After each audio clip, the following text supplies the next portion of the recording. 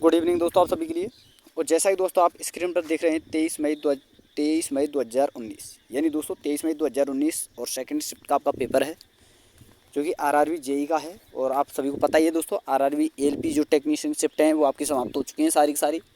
तो जिन्होंने वो शिफ्टें नहीं देखी हैं या जो भाई एएलपी या एएलपी टेक्नीशियन की तैयारी कर रहा है तो प्ले लिस्ट पर जाकर दोस्तों वहाँ पर जो है एएलपी एंड टेक्नीशियन की जो 2018 की जितनी भी शिफ्टें थी मैंने डाल दी हैं आपके लिए, तो वहाँ पर आप जाकर उन्हें लगा सकते हैं। जबकि आपकी आरआरबी जेई की जो शिफ्टें हैं जो चालू हो ही चुकी हैं दोस्तों, आप सभी को पता ही है। और ये जो शिफ्टें चल रही हैं, चाहे मैं कोई सी भी शिफ्ट कराऊँ दोस्तों, चाहे एएलपी कराऊँ, चाहे जेई की कराऊँ, चाहे ग्रुप डी की, चाहे एनटीपीसी की, सभी शिफ्टों को सभी पोस्ट वाले भाई ज़रूर देखें। क्योंकि दोस्तों देखिए मैं हर वीडियो में बोलता हूँ आपके लिए, जो साइंस है चाहे ग्रुप डी की हो, चाहे एनटीपीसी की हो, चाहे एएलपी की हो, चाहे एएलपी टेक्नीशियन की हो, चाहे आरआरबी जेई की हो, सभी के लिए इक्वल है। तो चाहे मैं जेई की शिफ्ट कराऊँ, चाहे एएलपी की, चाहे ग्रुप डी की, चाहे एनटीपीसी की, चाहे आरआरबी जेई की, सभी को आपको देखना है और अच्छी तरह से देखना है, समझना है दोस्तों कैसे कैसे प्रश्न पूछे जाते हैं। और वीडियो को दोस्तों लास्ट तक बने रहना है। और अगर वीडियो आपको पसंद है वीडियो को लाइक कर देना दोस्तों, शेयर कर देना। तो चलिए दोस्तों वीडियो को शुरू करते हैं। और फर्स्ट प्रश्न है आपके सामने, इसमें आपसे पूछा गया है निम्नलिखित में से किसके डिजाइन के लिए दोस्तों आर्किमिडीज के सिद्धांत का प्रयोग किया जाता है। तो किसके डिजाइन के लिए दोस्तों, पनडुब्बी के डिजाइन के लिए। ऑप्शन नंबर ए आपका सही आंसर होगा। अगला प्रश्न है प्रश्न नंबर 3, यहूदी धर्म का पालन करते हैं। यहूदी दोस्तों किस धर्म का पालन करते हैं, तो ये करते हैं दोस्तों यहूदी धर्म का। ऑप्शन नंबर ए आपका सही आंसर होगा। अगला प्रश्न है प्रश्न नंबर 4, इसमें आपसे पूछा गया है अमीबियासिस के कारण क्या होता है। तो क्या होता है दोस्तों, पेचिश रोग होता है अमीबियासिस के कारण। ऑप्शन नंबर बी आपका सही आंसर होगा। अगला प्रश्न है प्रश्न नंबर 5, इसमें आपसे पूछा गया है बोर यानी बोहर के सिद्धांत में निम्नलिखित से क्या संरक्षित रहता है। तो क्या रहता है दोस्तों, संरक्षित ऊर्जा। ऑप्शन नंबर बी आपका सही आंसर होगा। अगला प्रश्न है प्रश्न नंबर 6, इसमें आपसे पूछा गया है मानव हृदय की सामान्य धड़कन औसतन कितने प्रति मिनट होती है। तो कितनी होती है दोस्तों, 60 से 100 प्रति मिनट औसतन होती है। ऑप्शन नंबर ए आपका सही आंसर होगा। अगला प्रश्न है प्रश्न नंबर 7, और इसमें आपसे पूछा गया है किसी कोशिका में मौजूद सबसे बड़ा कोशिकांग कौन सा है। तो कौन सा है दोस्तों, माइटोकॉन्ड्रिया दोस्तों नाभिक। ऑप्शन नंबर सी आपका सही आंसर होगा। अगला प्रश्न है प्रश्न नंबर 8, इसमें आपसे पूछा गया है डैश विटामिन बी का सबसे समृद्ध स्रोत है। तो क्या है दोस्तों, अनाज। ऑप्शन नंबर डी आपका सही आंसर होगा। अगला प्रश्न है प्रश्न नंबर 9, और इसमें आपसे पूछा गया है मुरुगप्पा गोल्ड कप किस खेल से संबंधित है। तो किससे है दोस्तों, हॉकी से। ऑप्शन नंबर सी आपका सही आंसर होगा। अगला प्रश्न है दोस्तों प्रश्न नंबर 10, कि सावन लंबी श्रृंखला वाले डैश के सोडियम व पोटेशियम लवण जो होते हैं वो साबुन के किसके होते हैं दोस्तों, एल्कोहल के, एल्डिहाइड, एस्टर या कार्बोक्सिलिक अम्ल के। तो दोस्तों आंसर जो होगा आपका वो होगा दोस्तों ऑप्शन नंबर डी यानी दोस्तों कार्बोक्सिलिक अम्ल। अगला प्रश्न है दोस्तों प्रश्न नंबर 11, और इसमें आपसे पूछा गया मानव शरीर का सबसे बड़ा आंतरिक अंग कौन सा है। तो कौन सा है दोस्तों, यकृत। ऑप्शन नंबर ए आपका सही आंसर होगा। अगला प्रश्न है दोस्तों प्रश्न नंबर 12, और इसमें आपसे पूछा गया है निम्न में से कौन सा आपको विटामिन सी की बड़ी आपूर्ति प्रदान करता है। तो कौन करता है दोस्तों, खट्टे फल। और दोस्तों ये प्रश्न देखिए मैं आपके लिए बता ही चुका हूँ, जब मैंने आरआरबी जेई का 22 अगस्त का फर्स्ट शीट कराया था, दोस्तों 22 मई का फर्स्ट शीट है, उसमें भी ये प्रश्न पूछा गया था। तो वहाँ पर भी मैंने आपके लिए बताया था सबसे ज़्यादा जो विटामिन सी होता है वो दोस्तों खट्टे फलों में होता है। तो ऑप्शन नंबर बी आपका सही आंसर होगा। अगला प्रश्न है दोस्तों प्रश्न नंबर 13, इसमें आपसे पूछा गया विजयवाड़ा किस नदी के तट पर स्थित है। तो किसके दोस्तों, कृष्णा नदी के। ऑप्शन नंबर सी आपका सही आंसर होगा। अगला प्रश्न है प्रश्न नंबर 14, और इसमें आपसे पूछा गया है गैल्वेनाइजेशन लोहे पर डैश की एक परत की कोटिंग करके उसे जंग से बचाने की एक विधि है। यानी दोस्तों गैल्वेनाइजेशन के रूप में लोहे पर किसकी परत चढ़ाई जाती है ताकि उसे जंग से बचाया जा सके। तो किसकी दोस्तों, जस्ते की। ऑप्शन नंबर डी आपका सही आंसर होगा। अगला प्रश्न है प्रश्न नंबर 15, और इसमें आपसे पूछा गया आवर्त सारणी की क्षैतिज पंक्ति को क्या कहा जाता है। तो क्या कहा जाता है दोस्तों, आवर्त। ऑप्शन नंबर ए आपका सही आंसर होगा। अगला प्रश्न है प्रश्न नंबर 16, और इसमें आपसे पूछा गया है कि किस वैज्ञानिक ने द थ्योरी ऑफ एवोल्यूशन का प्रतिपादन किया? तो किसने किया दोस्तों? चार्ल्स डार्विन ने। ऑप्शन नंबर बी आपका सही आंसर होगा। अगला प्रश्न है प्रश्न नंबर 17 और इसमें आपसे पूछा गया है इनमें से कौन सी वायु से भरी शारीरिक गुहा है? तो कौन सी है दोस्तों? साइनस। ऑप्शन नंबर डी आपका सही आंसर होगा। अगला प्रश्न है दोस्तों प्रश्न नंबर 18। इसमें आपसे पूछा गया है पृथ्वी की सतह की निकटतम वायुमंडल की परत जो है कौन सी है? तो कौन सी है दोस्तों? क्षोभ मंडल जो है दोस्तों पृथ्वी की सबसे निकटतम परत है। ऑप्शन नंबर बी आपका सही आंसर होगा। अगला प्रश्न है दोस्तों प्रश्न नंबर 19। इसमें आपसे पूछा गया है जैसे कि दोस्तों आमेर का जो किला है जो कि अजमेर राजस्थान में पड़ता है, उसी प्रकार दोस्तों अजंता यानी जो एलोरा की गुफाएं हैं वो कहाँ पड़ती हैं दोस्तों? महाराष्ट्र में। ऑप्शन नंबर ए आपका सही आंसर होगा। देखिए दोस्तों ये जो प्रश्न था ये दोस्तों आपका जो है रीजन का था, लेकिन आपकी नॉलेज के लिए दोस्तों जीके की जानकारी के लिए दोस्तों मैंने ये प्रश्न यहाँ पर डाल दिया है। और दोस्तों आपको कमेंट में बताना है कि आपने कितने प्रश्न तय किए, कैसी आपको वीडियो लगी, कैसे आपको जो है क्वेश्चन लगे दोस्तों। और दोस्तों मेरे कहने से एक बार ये ज़रूर देखना आप कि आरआरबी जी का जो 2019 का पेपर टफ है या अच्छे लेवल का था, या फिर आरआरबी ग्रुप डी का जो 2022 का पेपर था वो अच्छे लेवल का था, ताकि आपको इससे ये पता चलेगा दोस्तों कि वाकई में तैयारी जो साइंस की होती है वो रेलवे की सभी पोस्टों के लिए इक्वल होती है, यानी जो साइंस होती है इक्वल होती है, या अलग अलग करने की ज़रूरत है। तो आपको क्या पता चलेगा दोस्तों कि जो साइंस है ना जो रेलवे की सभी जितनी पोस्ट हैं सभी के लिए इक्वल है, क्योंकि दोस्तों इसका कोई लेवल नहीं है, कहीं से भी किसी भी प्रकार का प्रश्न किसी भी प्रकार की पोस्ट में पूछा जा सकता है।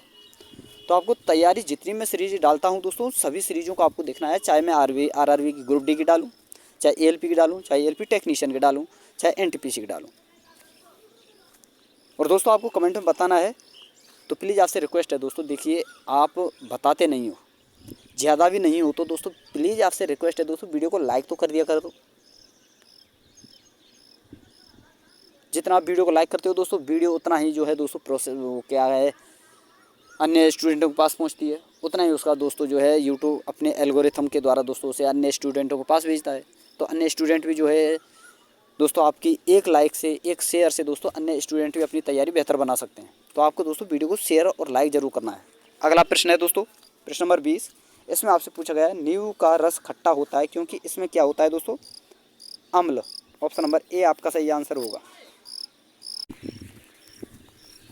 अगला प्रश्न है दोस्तों प्रश्न नंबर 21। इसमें आपसे पूछा गया है कि एक्यूपंक्चर उपचार में निम्नलिखित में से किसका उपयोग किया जाता है? तो किसका किया जाता है दोस्तों? सुई का। ऑप्शन नंबर डी आपका सही आंसर होगा। अगला प्रश्न है दोस्तों प्रश्न नंबर 22 और इसमें आपसे पूछा गया है कि विश्व पर्यावरण दिवस जो है कब मनाया जाता है? तो कब मनाया जाता है दोस्तों? 5 जून को। ऑप्शन नंबर ए आपका सही आंसर होगा। अगला प्रश्न है इसमें आपसे पूछा गया है कि यूएनओ के महासभा की पहली भारतीय महिला जो है अध्यक्ष कौन थी? तो कौन थी दोस्तों? विजय लक्ष्मी पंडित। ऑप्शन नंबर ए आपका सही आंसर होगा। अगला प्रश्न है प्रश्न नंबर 24। इसमें आपसे पूछा गया है जब ध्वनि उत्पन्न करने वाला स्रोत ध्वनि से अधिक चाल से गति करता है तो हवा में आघात तरंगें उत्पन्न होती हैं। इन आघात तरंगों द्वारा निर्मित अत्यंत तीखी और तेज ध्वनि क्या कहलाती है दोस्तों? तो क्या कहलाती है दोस्तों? Sonic boom. Option number C आपका सही आंसर होगा। अगला प्रश्न है दोस्तों प्रश्न नंबर 25 और इसमें आपसे पूछा गया है लोहे में जंग लगना इनमें से किसका उदाहरण है? तो दोस्तों किसका उदाहरण है?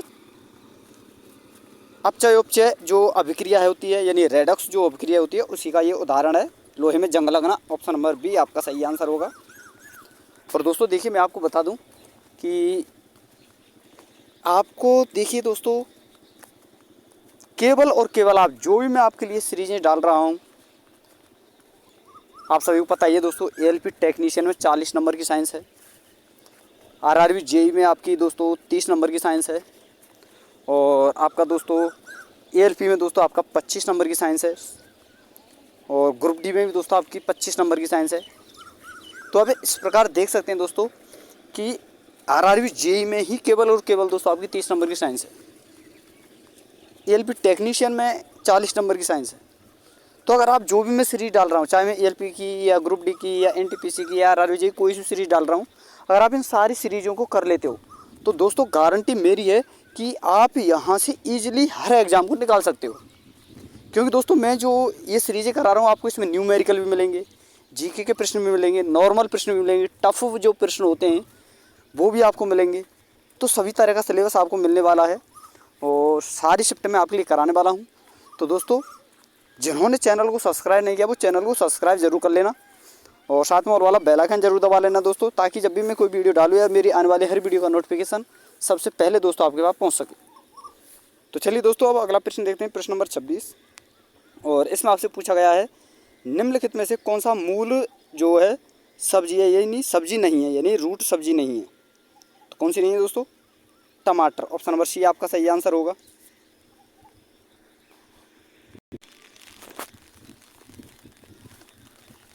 अगला प्रश्न है दोस्तों प्रश्न नंबर 27 और इसमें आपसे पूछा गया है कि निम्नलिखित में से कौन सा ऊर्जा का जीवाश्म जो है स्रोत नहीं है। CNG, मिट्टी का तेल, कोयला, गाय का गोबर। तो जीवाश्म जो होता है दोस्तों वो होता है जैसे कि कई हजारों सालों से जो है दोस्तों ज़मीन के नीचे दबे हुए जो कुछ कंकाल होते हैं या जो लकड़ियाँ होती हैं उन्हें हम जीवाश्म कहते हैं। और उनके इकट्ठा होने से एक जगह पर दोस्तों जो हमारा जो है ईंधन प्राप्त होता है, जो ईंधन बनता है, जो ऊर्जा बनती है उसे दोस्तों हम जीवाश्म कहते हैं। तो मिट्टी का तेल है दोस्तों खदानों से निकाला जाता है तो वो भी जीवाश्म का ही उदाहरण है। CNG दोस्तों मिट्टी के तेल और जो खदानों से ही जो है तैयार की जाती है, ये भी दोस्तों आपका जीवाश्म का ही उदाहरण है। कोयला भी जीवाश्म का, लेकिन दोस्तों गाय का गोबर जो है ये जीवाश्म का उदाहरण नहीं है, ये आपको याद रखना है। ऑप्शन नंबर A आपका सही आंसर होगा। अगला प्रश्न है दोस्तों प्रश्न नंबर 28 और इसमें आपसे पूछा गया है कौन सा नियम यह कहता है कि रासायनिक अभिक्रिया में द्रव्यमान को ना तो उत्पन्न किया जा सकता है ना ही नष्ट किया जा सकता है। तो कौन सा दोस्तों? द्रव्यमान संरक्षण का नियम। ऑप्शन नंबर B आपका सही आंसर होगा। अगला प्रश्न है प्रश्न नंबर 29। इसमें आपसे पूछा गया है घर्षण बल के बिना निम्नलिखित में कौन सा कार्य करना कठिन है। तो कौन सा दोस्तों? गीले संगमरमर के फर्श पर चलना जो है दोस्तों कठिन होता है बिना घर्षण के। तो ऑप्शन नंबर B आपका सही आंसर होगा। अगला प्रश्न है प्रश्न नंबर 30 और इसमें आपसे पूछा है ध्वनि की चाल माध्यम के डैश गुणों पर निर्भर करती है। तो किस पर निर्भर करती है दोस्तों? प्रत्यास्थता, ताप, दाब, इन सभी पर। ऑप्शन नंबर A आपका सही आंसर होगा। प्रश्न नंबर 31 है दोस्तों आपके सामने कि विद्युत धारा जो है डैश का प्रवाह है। तो किसका प्रवाह है दोस्तों? विद्युत आवेशों का। ऑप्शन नंबर B आपका सही आंसर होगा। अगला प्रश्न है प्रश्न नंबर 32। इसमें आपसे पूछा गया है असंतृप्त कार्बन यौगिक जलने पर बहुत सारे काले धुएं के साथ एक किस प्रकार की लौ देते हैं। जो असंतृप्त जो होते हैं हाइड्रोकार्बन जो होते हैं वो किस प्रकार की लौ देते हैं जलने के बाद। तो कैसे देते हैं दोस्तों? पीली। ऑप्शन नंबर A आपका सही आंसर होगा। अगला प्रश्न है दोस्तों प्रश्न नंबर 33 और इसमें आपसे पूछा गया है निम्नलिखित में से किस देश की स्थापना 1971 में हुई थी। तो किसकी हुई दोस्तों? बांग्लादेश की। ऑप्शन नंबर A आपका सही आंसर होगा। अगला प्रश्न है प्रश्न नंबर 34 और इसमें आपसे पूछा गया है विभिन्न प्रकार के ऊतकों के अध्ययन को क्या कहा जाता है। तो क्या कहा जाता है दोस्तों? ऊतक विज्ञान, यानी दोस्तों हिस्टोलॉजी। और कोशिकाओं का अध्ययन दोस्तों साइटोलॉजी। अगला प्रश्न है दोस्तों तो इसका जो आंसर होगा दोस्तों C होगा। और अगला प्रश्न है दोस्तों प्रश्न नंबर 35। इसमें आपसे पूछा गया है कि निम्नलिखित में से कौन सी आवाज़ सुनने में सुखद और उच्च गुणवत्ता की होती है। तो कौन सी दोस्तों? संगीत की। ऑप्शन नंबर A आपका सही आंसर होगा। अगला प्रश्न है प्रश्न नंबर 36। इसमें आपसे पूछा गया है मसालों और खाद्य परिरक्षक के रूप में इस्तेमाल किए जाने के अलावा साधारण नमक का उपयोग डैश बनाने के लिए कच्चे माल के रूप में भी किया जाता है। तो साधारण नमक का जो उपयोग है दोस्तों मसालों और खाद्य परिरक्षक के अलावा किस में उपयोग किया जाता है दोस्तों? ब्लीचिंग पाउडर में किया जाता है, बिल्कुल सही है दोस्तों। बेकिंग सोडा में किया जाता है, बिल्कुल सही है दोस्तों। सोडियम हाइड्रोक्साइड में किया जाता है, बिल्कुल सही है दोस्तों। तो ऑप्शन नंबर C आपका सही आंसर होगा। यानी दोस्तों bleaching powder, baking soda, sodium hydroxide इन सभी में आपका जो है साधारण नमक का प्रयोग किया जाता है। अगला प्रश्न है प्रश्न नंबर 37 और इसमें आपसे पूछा गया है कि अपरिष्कृत जन्म दर प्रति वर्ष प्रति कितने व्यक्ति पर जन्म लेने वाले जीवित बच्चों की संख्या है। तो कितने पर निकाली जाती है दोस्तों? 1000 पर। तो ऑप्शन नंबर बी आपका सही आंसर होगा। अगला प्रश्न है प्रश्न नंबर 38। इसमें आपसे पूछा गया है जैसलमेर का किला डैश में स्थित है। तो जैसलमेर का किला दोस्तों आप सभी को पता ही है दोस्तों, जैसे सोनार का किला कहते हैं, तो ये है दोस्तों आपका राजस्थान में। ऑप्शन नंबर बी आपका सही आंसर होगा। अगला प्रश्न है प्रश्न नंबर 39। इसमें आपसे पूछा गया है एक ध्वनि तरंग की आवृत्ति 50 हर्ट्ज है और इसकी तरंग दैर्घ्य 4 मीटर है, तो ध्वनि तरंग की चाल क्या होगी, यानी ध्वनि का वेग क्या हो, ध्वनि तरंग जो होती है उसका वेग यानी दोस्तों चाल क्या होगी। तो हम क्या करते हैं दोस्तों, तरंग दैर्घ्य और जो आपकी आवृत्ति होती है उसका गुणा कर देते हैं, तो हमारा वो है दोस्तों जो है ध्वनि तरंग का वेग जो है निकल कर आता है। तो गुणा करने पर हमारा जो आंसर आएगा दोस्तों 50 × 4 करेंगे तो दोस्तों आपका 200 आएगा। ऑप्शन नंबर ए आपका सही आंसर होगा। अगला प्रश्न है दोस्तों प्रश्न नंबर 40 और इसमें आपसे पूछा गया है नोमुरा कप निम्नलिखित में से किस खेल से संबंधित है। तो किससे है दोस्तों, गोल्फ से। ऑप्शन नंबर ए आपका सही आंसर होगा। अगला प्रश्न है प्रश्न नंबर 41 और इसमें आपसे पूछा गया है किसी पदार्थ के उच्च सांद्रता वाले क्षेत्र से निम्न सांद्रता वाले क्षेत्र में जाने को क्या कहा जाता है। तो क्या कहा जाता है दोस्तों, विसरण। ऑप्शन नंबर डी आपका सही आंसर होगा। अगला प्रश्न है दोस्तों इसमें आपसे पूछा गया है एक अवतल दर्पण के सामने 5 सेमी की दूरी पर रखी गई वस्तु का 3 गुना आवर्धन प्रतिबिंब उत्पन्न करता है, तो प्रतिबिंब दर्पण के सामने कितनी दूरी पर स्थित है। तो देखिए दोस्तों ये जो है लेंस और दर्पण से संबंधित दोस्तों बहुत सारे जो ALP की जब मैंने सीरीज कराए थे आपके लिए, बहुत सारे क्वेश्चन मैंने आपके लिए कराए थे और 1-2 प्रश्न में दोस्तों RRB JEE वाली सीरीज में भी करा चुका हूँ, जो सीरीज मैंने डाली है पीछे। तो आपको इसका आंसर दोस्तों कमेंट में बताना है कि क्या होगा, ईमानदारी से बताना है दोस्तों। देखिए इसका आंसर यहाँ पर आपको दिया गया है 35, लेकिन दोस्तों वाकई में आप मेहनत कर रहे हैं तो आपको क्या करना है दोस्तों कि इसका आंसर दोस्तों कैलकुलेशन के साथ आपको डालना है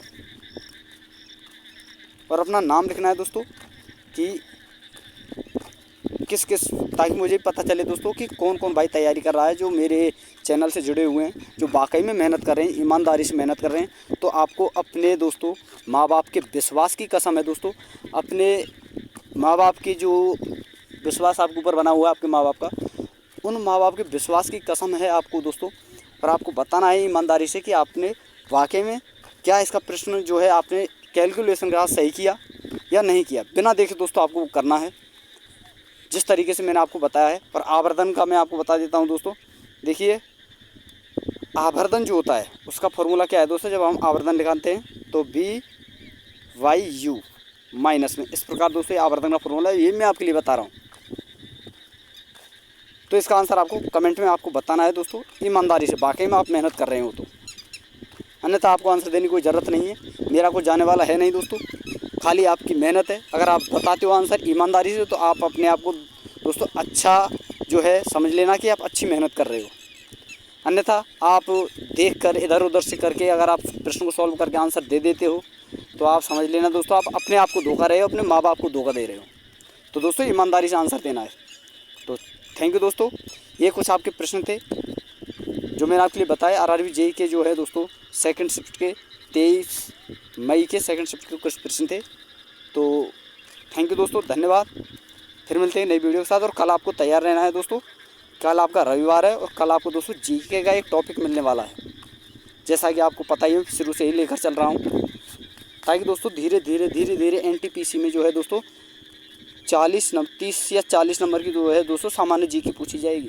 तो धीरे धीरे मैं क्यों ना आपके लिए दोस्तों GK कंप्लीट करा दूं, ताकि आपको क्वेश्चन लगाने में दिक्कत ना हो। और उसके साथ दोस्तों फिर GK तो हो ही जाएगी, फिर दोस्तों मैं आपके लिए क्वेश्चन भी लेकर चलूँगा, प्रैक्टिस सेट भी लेकर चलूँगा, यानी शिफ्ट लेकर चलूँगा NTPC की प्रीवियस ईयर। तो सारी चीज़ें कंप्लीट आपको मिलने वाली हैं, बशर्ते दोस्तों आपको मेहनत अच्छी करनी है। तो थैंक यू दोस्तों, धन्यवाद। फिर मिलते हैं नई वीडियो के साथ।